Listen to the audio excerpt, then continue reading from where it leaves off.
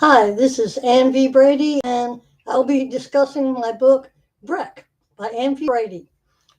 It's a children's book. It's about my dog, Breck, who is an Australian cattle herder. And he's 2 years old. And I wrote the book to talk about his adoption. When we adopted him, we went my husband decided that he thought it was time. We'd been without a dog for a long time since the last of our beagles died. And we figured we didn't want to have to worry about a dog when we went traveling to conventions and stuff. But we decided it was time. So we went down to the animal shelter and we looked around and we found one dog. And he was absolutely gorgeous. He came running up while the other animals kind of ignored us and looked at us, and some approached to look at us and hopefully get us to take them home with us. He jumped up to the fence and stood on his hind legs and smiled at us and just looked so happy to see us. And so we talked to him for a little bit, and then we talked to the staff, and they told us a little bit about him. They said that he had been returned to the shelter twice. We don't know why for the first time, but the second time he was brought back to the shelter because he herded their neighbors, his owners' neighbors' cattle.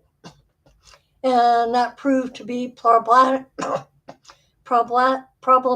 to them, and so they brought him back to the shelter. And so they told us that if we wanted to adopt him, we had to make absolutely sure, because if we brought him back, he would not be adopted again. They would have to put him down. And so we thought about it for a couple of days. Then we went back to see him and said that we wanted to adopt him. And so what they did was they told us we could take him home for a couple of weeks and then bring him back and let them know, the staff know, if we actually wanted to adopt him. So, and we had bought a leash and brought it with us. And so we went and got him and we brought him home. And he was so happy, but he was also kind of subdued because he was on his best behavior because he was scared that we would take him back to the shelter and just leave him and that he would never have a family. And so he behaved his best for us. And he's a highly intelligent dog. He has a bobtail, which I believe he was born with. And I believe he's actually a cross between an Australian cattle herder and an American border collie, and he's an Australian border or Aussie border, as they're known, because he has the colorings of a border collie.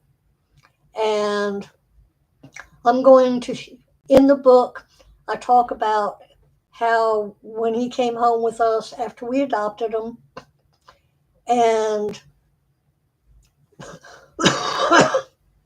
the story is from his perspective, and as if he wrote it. And I made the story simple because it's a children's book and I wanted it to be for babies from like 0 to 4 years old. And I want to show some of the pictures that, but it's actually not pictures, but photos of the dog. That's when we first got him.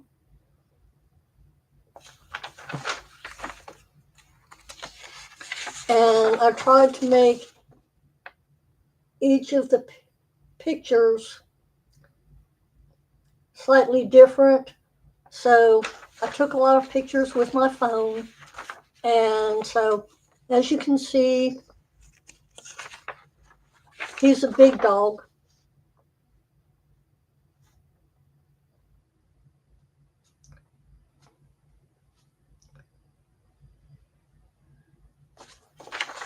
So that gives you an idea.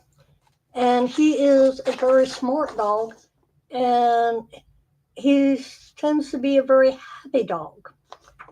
But the other thing I wanted to let you know is that he, even with us taking care of him when we first brought him home with us, he was scared. He was worried that we wouldn't want him. And for a while, he was on his best behavior. His his actual personality has shown more over the days and months as we had him. We got him in February. He's 2 years old. In October, he'll be 3. He's still a puppy. He hasn't grown into his paws yet. Like I said, he's highly intelligent. He stares, which is a trait of a cattle herder. But I can look at him and stare him straight in the eyes and talk to him, and he understands. He'll come over to me to be petted. I'll tell him, well, turn around and sit. And he'll turn around and sit and let me pet him. Then he'll lay down, and he loves French fries. And yeah, we try to limit people food. I had told my husband, no people food. It's going to be strictly dog food and treats. But Breck is a con artist, and he has a charming smile and the look, and sometimes he looks like he's demanding it. He likes to go outside, but he's conflicted because he wants to go outside, he wants to come back in. We need a dog door, but we've got to put a fence up first. But he loves being outside, lying in the sun. He's got a dog house. We've got him on a lead, and it runs along a wire so that he's not limited in where he goes. And we leave him out there for a couple of hours, and we come bring him back in. In the summer, it's shorter time. Breck's name originally was Brick, and I insisted that I thought we should change his name from Brick, and I thought to make sure that it was something that he could relate to, it had to sound similar or be near enough to Brick that he would answer to it, because he was used to being called Brick. So I changed it to Breck. And my husband said, so you changed it to a shampoo?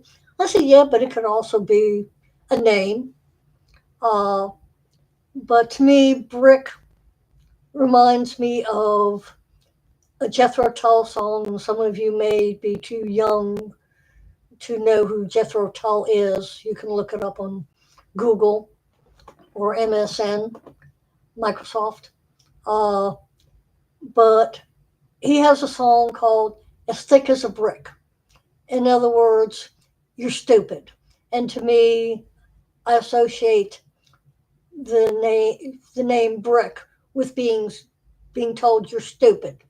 And our dog, when we first got him, was nervous and shy.